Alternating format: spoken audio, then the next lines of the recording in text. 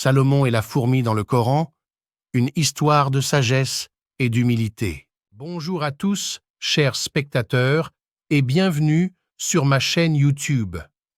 Aujourd'hui, nous allons plonger dans l'un des récits les plus fascinants du Coran, celui de Salomon, Sulaïman et la fourmi. Ce récit nous enseigne des leçons précieuses sur la sagesse, l'humilité et le respect de toute forme de vie. Restez avec nous pour découvrir cette histoire inspirante.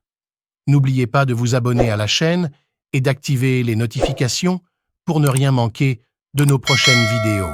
Avant de commencer, je tiens à souligner que cette histoire est tirée du Coran, plus précisément de la sourate An-Naml, versets 18 à 19. Laissez-moi vous les citer maintenant. Ces troupes furent rassemblées pour Salomon, composées de djinns, d'hommes et d'oiseaux qui furent placés en rang. Lorsqu'elles furent placées en rang, ils arrivèrent à la vallée des fourmis. Une fourmi dit « Ô fourmis, entrez dans vos demeures, de peur que Salomon et ses troupes ne vous écrasent sans s'en rendre compte. » Sourate An-Naml 27, versets 18 à 19. Maintenant que nous avons lu ces versets, plongeons-nous dans l'histoire elle-même. Salomon, également connu sous le nom de Sulaïman en arabe, est un personnage vénéré à la fois dans le judaïsme, le christianisme et l'islam. Selon les récits bibliques et coraniques, Salomon était le fils du roi David et lui a réussi en tant que roi d'Israël.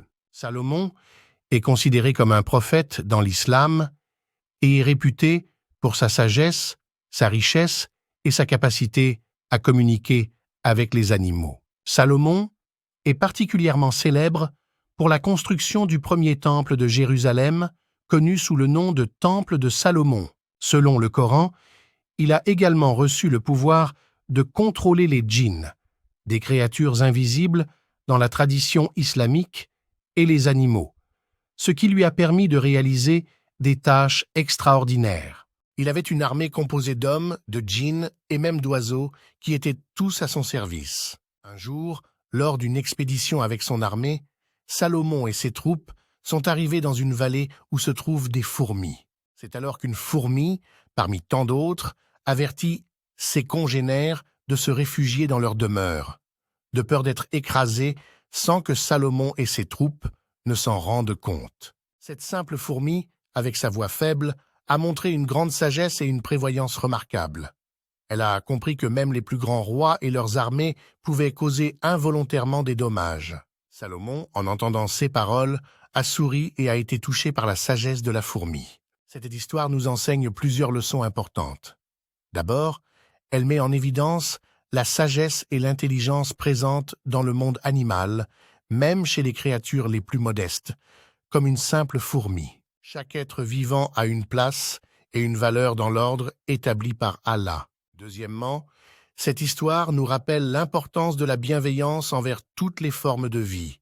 Salomon, malgré son immense pouvoir, a montré de la compassion envers cette fourmi et a pris en compte son avertissement. Enfin, cette histoire nous invite à développer notre humilité et notre respect envers la création de Dieu.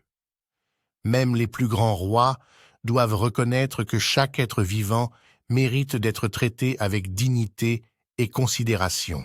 Voilà, chers spectateurs, l'histoire inspirante de Salomon et la fourmi telle que racontée dans le Coran.